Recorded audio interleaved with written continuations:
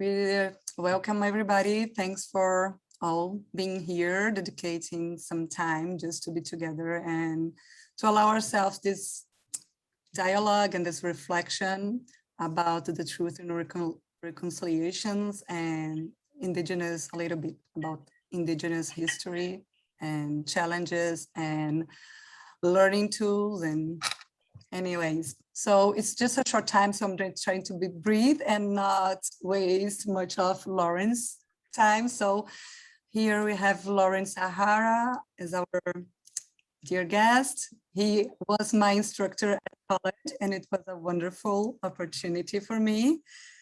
So yeah, I invited him to share a little bit of his knowledge and his experience today. And yeah. Yeah, so each of us had a little bit and it built up, right? And makes so yeah. So just maybe before we start, may I invite you to do the territory acknowledgement?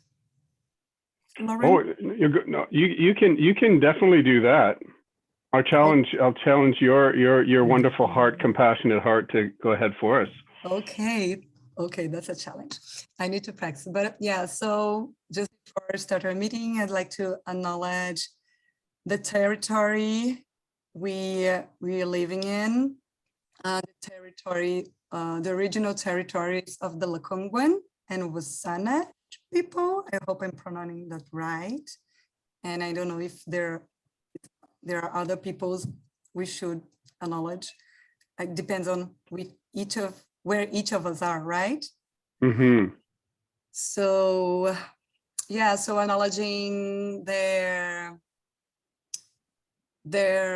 origins and like all their connection and everything they do for this land. And and just putting here my commitment to do my best, do my part in order to keep this work and with respect and with the land and with the regional people and the community around here. Wonderful. Cook's Jam. Yes, thank you. Cook's Jam, thank you.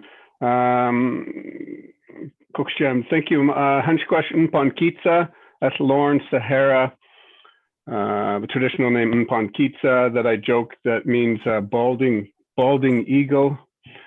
But it's not really the truth of that. Hanshkwash Mponkitsa, Mskikia, Cookscham Denjwakanaya, Ya Mookscham Atakam Nshadam Hastakam Hatshishakenmach. I'm grateful for the gift of life and the community and family that comes together at this time and the Ukrainian kin and Italian and I have this nice wonderful blend of ancestry that comes from so many different things behind me and within me, and then helps me move forward in my life. And I'm still learning about all that as well. And a student, you mentioned being a student, and I always find that's really funny because I never feel that way. Although there's some people in the classrooms that always, it seems like there's students, right? But I felt that you were definitely much more than a student there in that room. So I'm grateful and acknowledge your work and your life, Maria. And thank you everybody for coming here. I think it's interesting that we started with the, not interesting, but the land acknowledgement is, it's been around for a little while now, and it's a wonderful thing. And from an Indigenous perspective, and of course, I'm not speaking on behalf of all Indigenous people. I've got my own communities that I come from, and I don't even necessarily represent them. My own experience is different even from my own community members and my own family members' experiences with anything Indigenous. Some people prefer not to be involved in any of it, and some are right on the front lines. And so when I say from an Indigenous perspective, it is I've connected and I am connected with hundreds and thousands of people who have different experiences in their Indigenous identity, their Indigenous relationships, their relationships with others, their relationship with the land.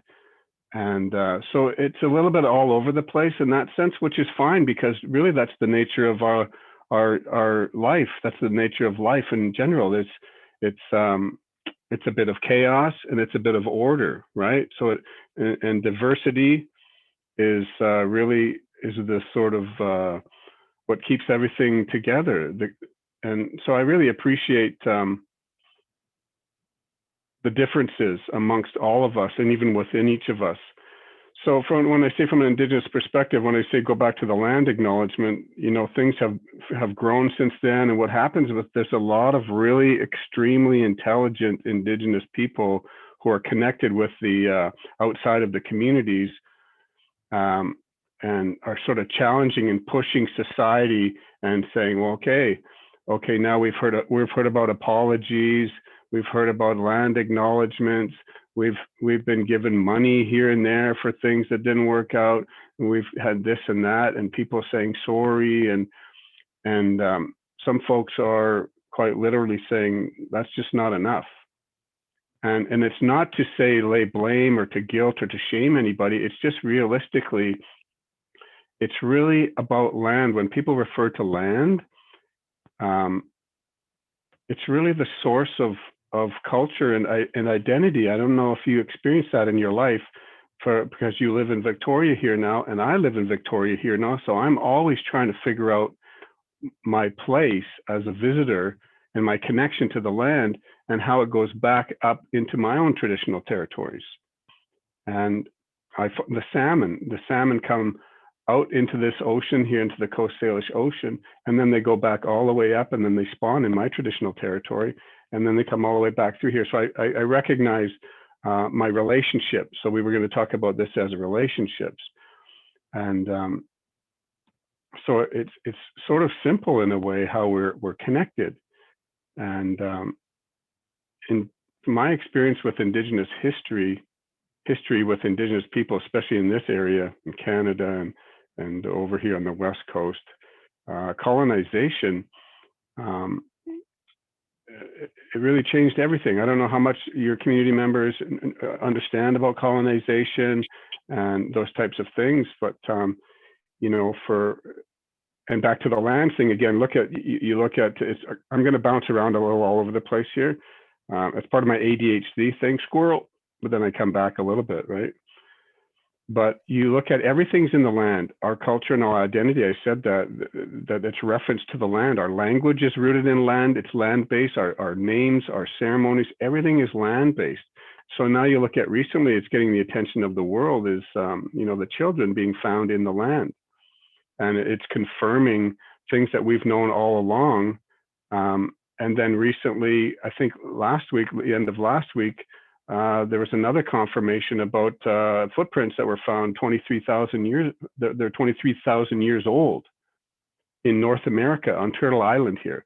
So there was always this argument that everybody came over from Mongolia or Russia or China over the land bridge, after the Ice Age, 14,000 years ago. So it was always just sort of this sort of limiting thing. There was always this sort of conflict between Western society and the powers that be and all the authorities that Indigenous people were, not quite, well, we weren't here for that long, 14,000 years, that's a long time, but there was always some concerns about the authenticity around original relationships to Turtle Island here. So anyways, there was recently a confirmation based on the land again, showing us that here's the truth. Here's the truth about some longer term relationships. And 23,000 years that's a long time ago. And a lot of us would argue it goes back further than that, but maybe we'll wait for the land to confirm that for everybody else to see. So I wonder about some of the relationships that we have in terms of truth. So if I say that the land is sort of showing the truth, it reminds me of truth and reconciliation, which is kind of confusing because what is truth? Whose truth are we referring to? And history, in relationships between Canadians Canada, like government, not all Canadians, but government and then citizens of Canada and Indigenous people for the last 150 years, as an example, has been both devastating and challenging, and it's brought us to this day. It's not as if our Indigenous communities weren't going to evolve and create and collaborate with other cultures. It's just that the severed relationship with Indigenous people and the land, that was the most, I think that's been the most devastating. And to be relocated and dispossessed and taken away, and all the other tragedies, all the other trauma of physical and sexual and mental and emotional and spiritual abuse and violence. You can imagine, most of us can only imagine generations of children taken away, and those aspects of your life, your emotional nurturing and your connection to the land. A lot of people say that. It seems like it's a sort of a trivial, but it's so easy to say that, connection to the land. What does that even mean? Right? People go on walks. You've got one of your community members on a walk right now. And so that's a wonderful thing. And there's layers, I think there's layers of intelligence, relationship with the land. And I think that that's really important to understand, that there's a deeper layer. And I suppose you could go right back to the spiritual aspect, or even spirit as an energy source, a life source of all things, which comes from perhaps whatever you could say, the universe as an energy source, a life source, and then our earth, the life source that comes from our earth that sort of sustains us. And the relationship, my experience with Indigenous folks all around the world, because fortunately I was at a few world conferences, and a lot of our similarities were that our relationship with the land, our spiritual connection with the land, just like you would have with your mom or your brothers and your sisters, even if you're fighting sometimes, the love and the connection is so deep. It's not one above the other, it's not one below the other. And so that connection is it's undeniable when you're there. But if you're not there, then you may not understand that. So that's sort of going back to that connection with the land. And the only difference that I've seen between Indigenous people and the land and non-Indigenous people with the land is that many non-Indigenous folks, or the Western world view values were much different about the relationship with the land. The land was there to be used for whatever they wanted and needed, and to take and to and what have you. So a lot of the values spilled over from that sort of worldview, and of course through colonization, through forced assimilation, through forced acculturation, it forced a lot of Indigenous people to sort of change their sense of who they were in order to just survive. And that's happened over a long time. I can't hear you. Okay, sorry, do you mind if I just interrupt you? Absolutely. Yeah, just to a comment, and then I'm gonna connect with a question here that we have.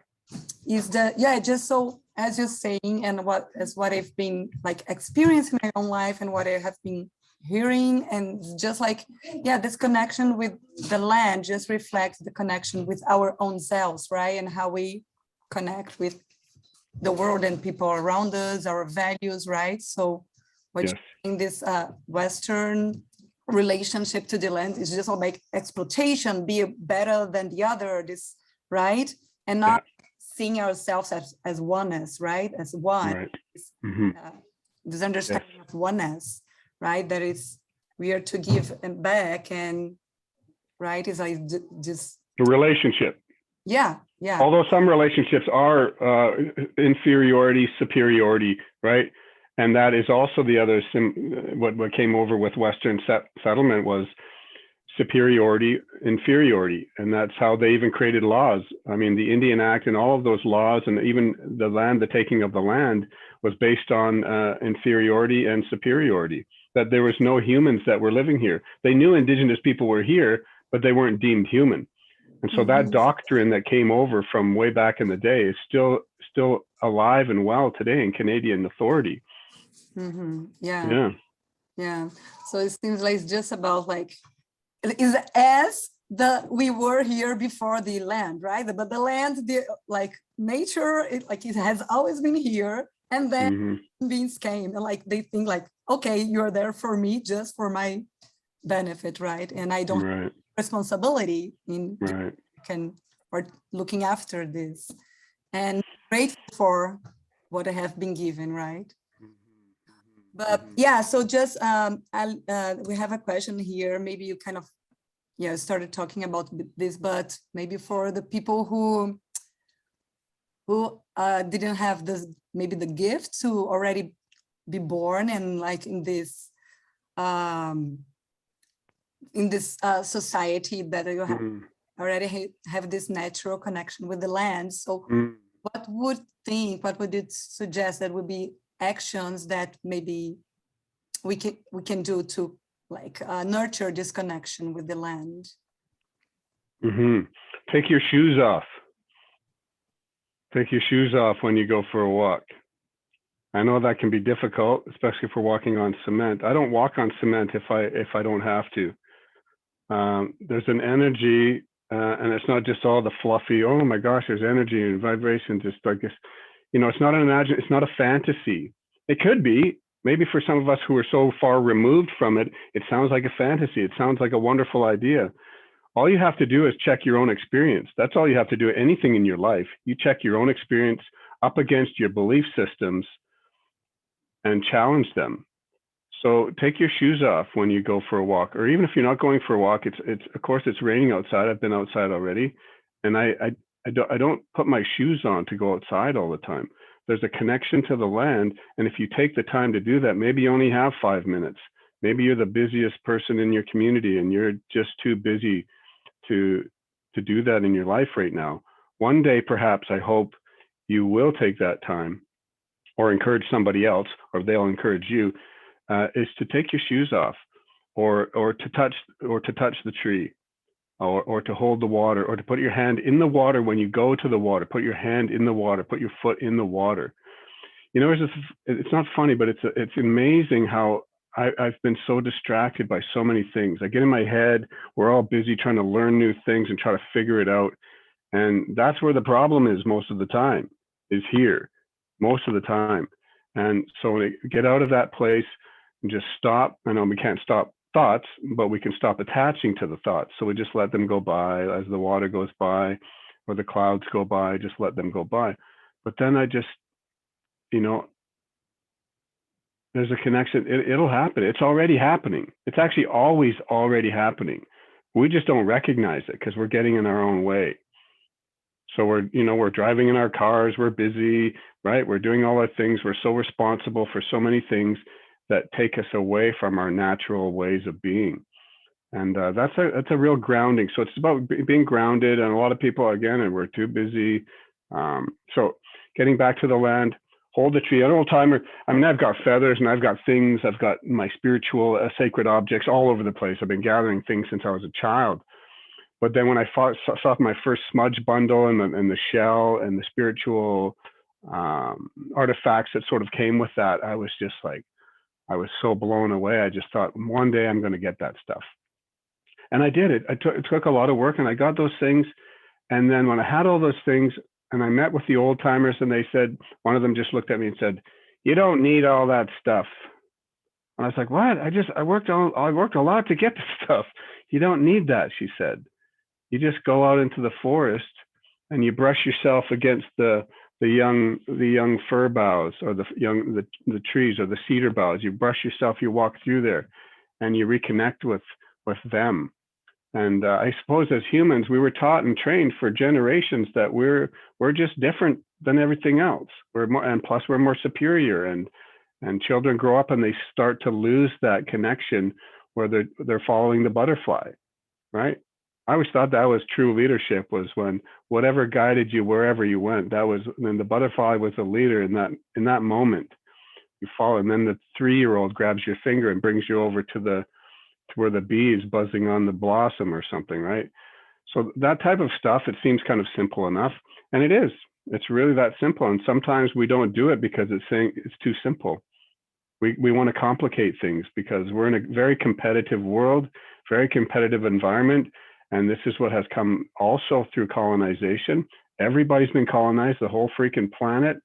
And everybody's been assimilated somehow into thinking and believing that we need to be a certain way. And sometimes you just have to go up against those beliefs that you've had, that we've been grown into, that are just not true.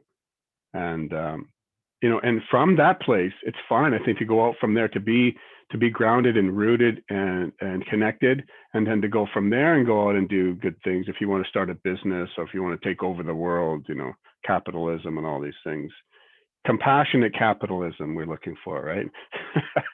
That's like harm reduction or something. But anyway, so that's the thing about the land. What I also wanted to say is that how we look at each other in this, because there's a lot of shame and blame, and there's a lot of trauma. I see a lot of trauma everywhere I go in my life. And I know that as an Indigenous, like I have an Indigenous connection because on my father's side.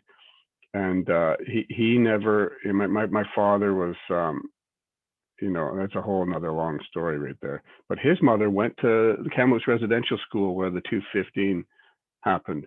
And I remember driving by there many times, and my dad pointing to that school and saying, that's where Mom went to school. And I said, oh, as a teenager, and I was in my early 20s. And I said, I didn't even know what residential school was at that time. I didn't even know what it really meant to be Indigenous at that time. I wasn't paying attention. And but then later, when I found out what that residential school was and that she went there, I got really upset. I think I was already upset about life, but I didn't understand why. And so I started to unravel what that meant, and where my grandmother fit into who I was because of who my dad became. And he was, he's passed on now, and he was suicidal my entire life. Those are my earliest memories. So it was a very difficult time for him to experience being a young Indigenous man back in those days.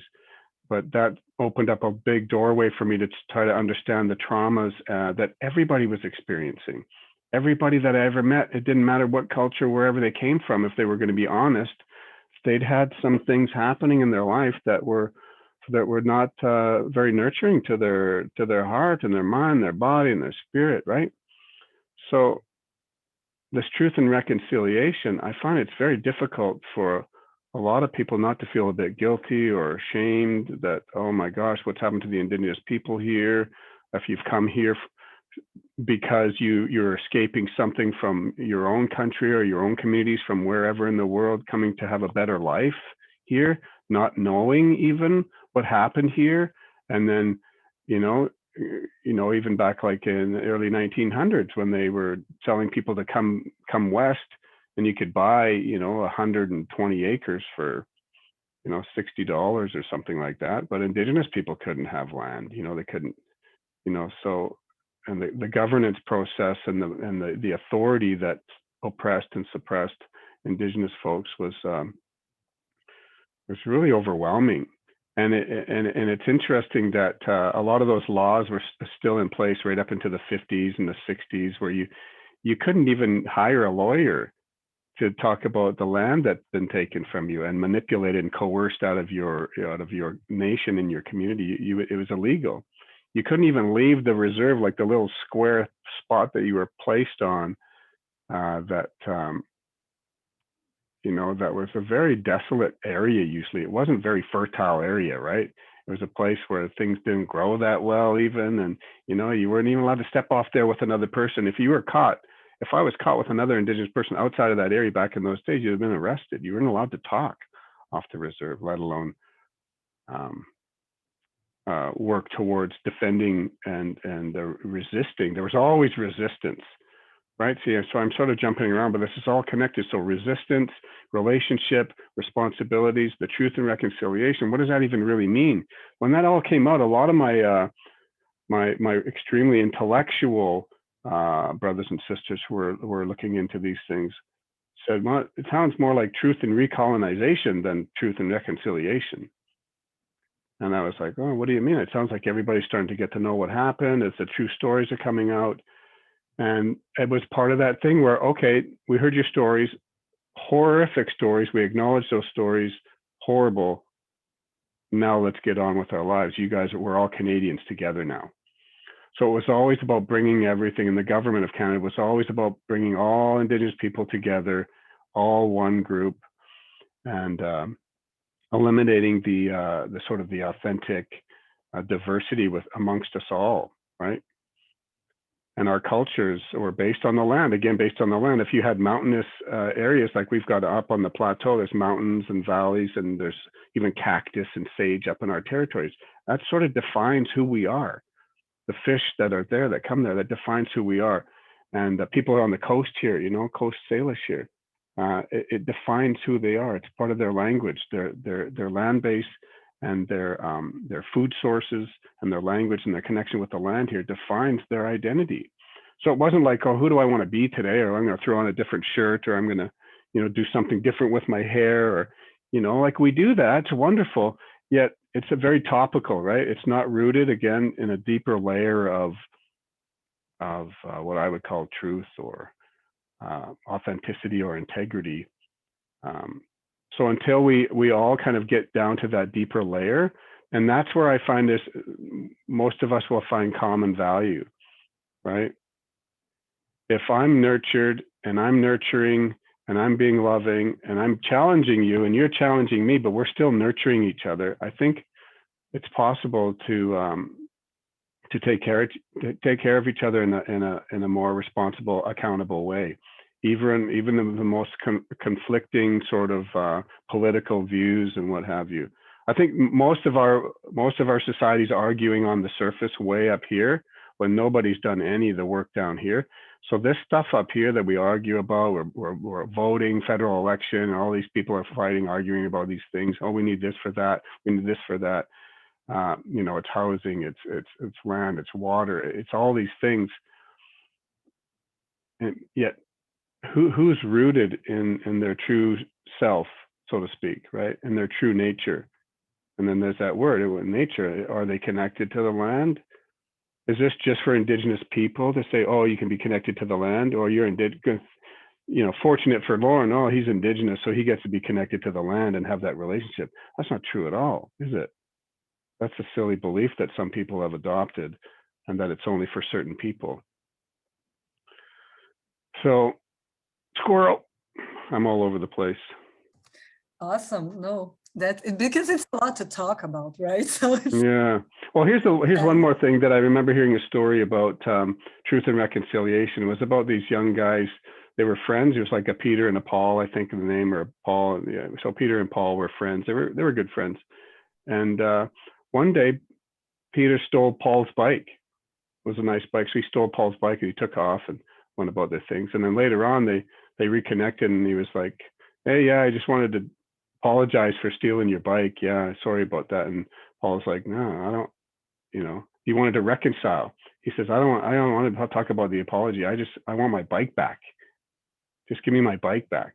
He's like, "Oh, you know, I can't really give my bike back now. It's changed into something else."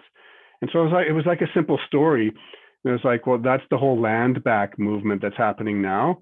And that scares everybody. They're like, oh my gosh, what do you mean land? Well, we give the land back to the Indigenous people. They're going to kick us all back. Or send us back to where we came from. And that's never, I shouldn't say never been sort of the case, because some people were like that, especially 10, 20, 30, 40 years ago, you know, because everybody's trying to protect what they have left, and there's not much left, right? You know, so people are no trusting of non-Indigenous people, or even somebody that looked like me. When I came back to my community, they were like, "What do you want? Like, what do you want here? Like, we don't have anything left. You don't belong here."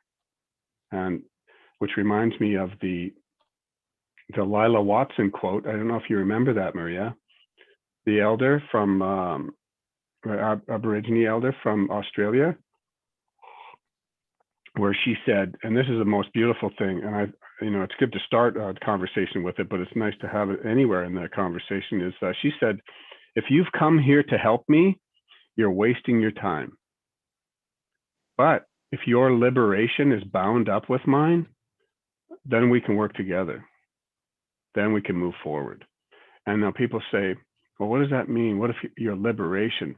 Because a lot of times that comes back to the superiority, inferiority, like Canada, we're going to do Canada relations with Indigenous people, or we're going to do whoever, right? Land acknowledgements, apologies, money, like people come in, like the church would come in, right? Like that's how social work started, right? All those poor people over there, we're going to help them.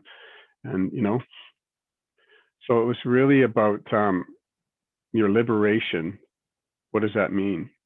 Your own liberation. So not denying your own sense of your own journey for freedom, and you're living your potential, your full potential of your life, right? Holistically, in order to be free from, you know, being oppressed. Mm-hmm. And yeah, so. Yeah, that will be like kind of let's understanding that we all are human beings and we all have our limitations and challenges. So just like, okay, let's walk together to our own personal growth and like Yeah. to Well, a lot of us have been taught to be individuals, and that a standard is you got to make it on your own. Only the strong survive. That's come from that Western world, Eurocentric values, right? So independent is wonderful, only as it is interdependent. So we're independent and interdependent at the same time. It's never pulled apart. But that's all that's ever been happening, is people trying to pull us apart from everything and divide us, right? And that's unfortunate, but that's our reality. And that's like the struggle. I think about the salmon that goes up current, against the current, all the way from here, all the way up to my territory. And there's some powerful currents that run faster than you could ever drive on any highway. And they just keep going up there. They just keep going because that's their nature, right? And it's powerful. it's Powerful story. You know, there's a quote that I was thinking, you know, Stephen Point was an Indigenous individual. He was the lieutenant governor here. And he said, I wrote this quote down. He said, Canada needs to stop blaming Indigenous people for walking funny and recognize that Canada broke their legs. So it's a funny little twist, right? It's like all those Indigenous people, oh, they're drunk, they're lazy, they get free taxes, they get free education, they get free this and that, they got it so easy. And now they want all this stuff. And so there's a whole generations of Canadian citizens who don't understand the history. So they just see what's ever 20, 30 years ago or something, right? Or even 5 years ago. Even Indigenous folks, young Indigenous people, their reference for their history is the res. So yeah, back on the res. They don't, not everybody understands that there is more to it than before the res, right? Some of them, they just think that's where they come from. That's the history of Indigenous people, a reservation, right? And poverty, holistic poverty, right? Yeah. And if you're going to make it, you better assimilate quickly and get in the race, or you're not going to make it. And that's true in so many ways, isn't it? So anyways. Yeah, I was just gonna mention that, like, it's just like hearing all the struggles and so much oppression, and like how Indigenous people were so, yeah, like the colonization, the settlers like did put all the effort into like, how can I say, just like oppress and just like pretend like Indigenous people was like culture did not exist, and because they did in the worst way, right? Like that. And but still Indigenous culture is still here after all the struggles, after all this suffering. Like, yeah, you guys are like here and speaking up, and like I know for sure there's still a long way to go, but like it's like so amazing to see how you're still surviving and keeping the culture like alive, and you're able to speak, right? Keep up with your own language after all oppression. In schools, you couldn't speak your language, right? You couldn't Yeah. practice spiritual practice and nothing. And yeah, so what would you say? What do you think that makes, if there's something you can name that helps these people to keep to keep their culture alive, and where do you find this resilience? Mm-hmm. Well, I think that goes back to the land, obviously. I mean, as soon as I might feel disconnected from the land, I start to feel a sense of no belonging, and that goes the same with people. So not the land, also, I mean, plants and animals and minerals, all of the things, all of life on the earth, right? And people are one of those. But of course, the way I grew up, and it was I was always in fear of so many things. I started to see that I couldn't trust people so much, but I could trust coyote easily, and the hawks and the mice, and all these, and the bears. Like I grew up all around that, so I easily trusted them, but I couldn't trust people. So I had to learn how to trust people. So we need each other. So we have to collaborate. We have to collaborate, and we have to cooperate, and it's always through the collective experience. That's the only way we can do it. And I think that also ceremony, whatever that looks like to you, spiritual ceremony or whatever it is, that however it looks like to you, just be curious about it, dig into it, go a little further, then challenge yourself. And I think a lot of us we're stuck in our need for certainty because we're so fearful of everything. So we never really get to grow much. There's no transformation. There's no growth unless there's some sort of discomfort, right? And of course, it's not comfortable moving into something uncomfortable by yourself. So let's do it together. Get somebody to do that with you. And in ceremony, because you spoke about language, how we're sort of still there. It's a struggle to do that, but a lot of people are working very hard to keep that alive and teach the younger ones, because it's difficult to teach older people a new language. But my grandmother spoke 3 different dialects up in those territories, and she never passed on anything, not even a word, to her children.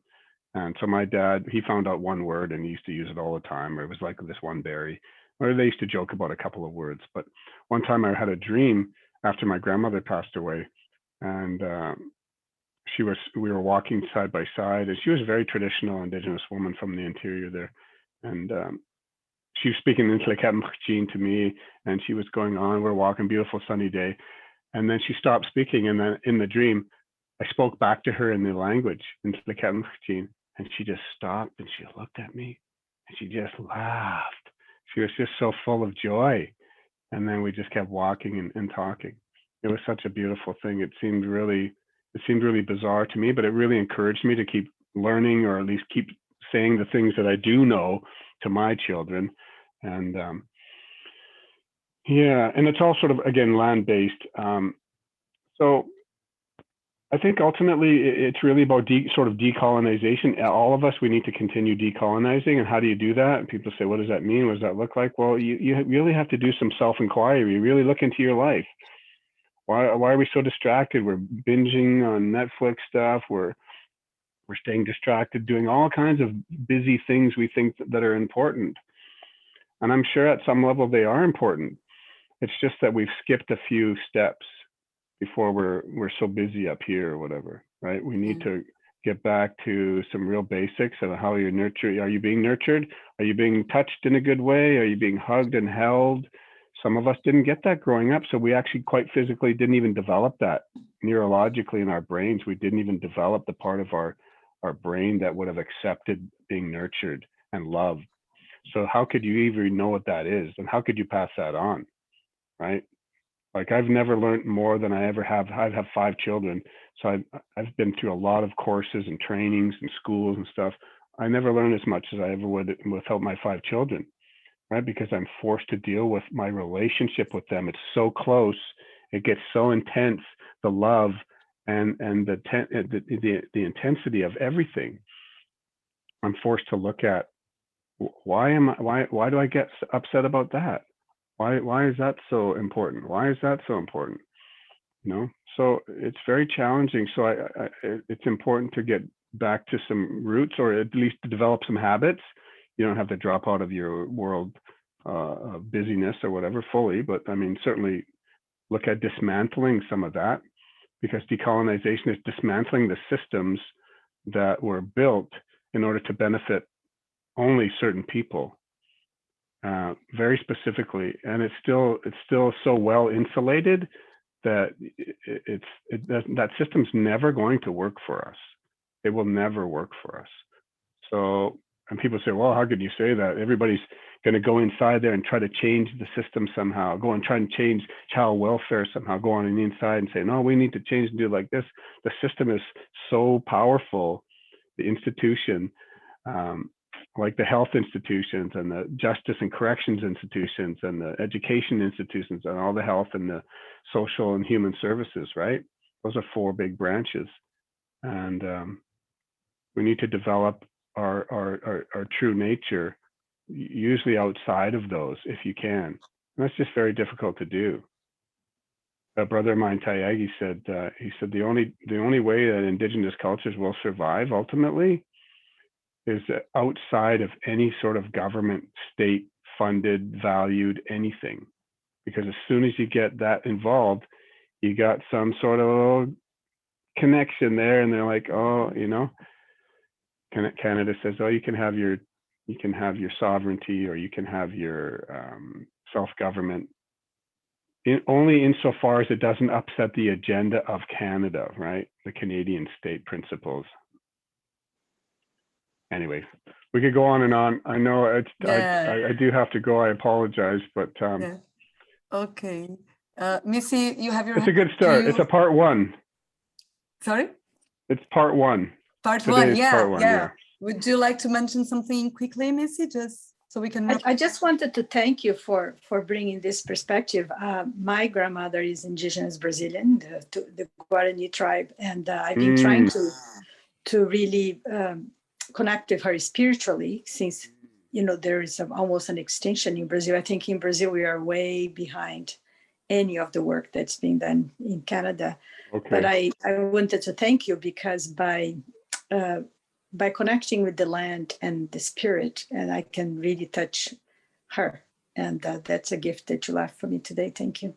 Absolutely. I mean, some of that conversation, or some of those ways of being, some people are just not ready for that. They haven't maybe, or sometimes they are. They just jump in right away. I think that's what happened to me. I just jumped in right away. I was like, what the heck? I looked around because I quit drinking and drugging, and I quit being so distracted at that point, but I still had a lot of emotional issues to deal with that interfered. So sometimes I find that trauma still interferes with people's spiritual transformations.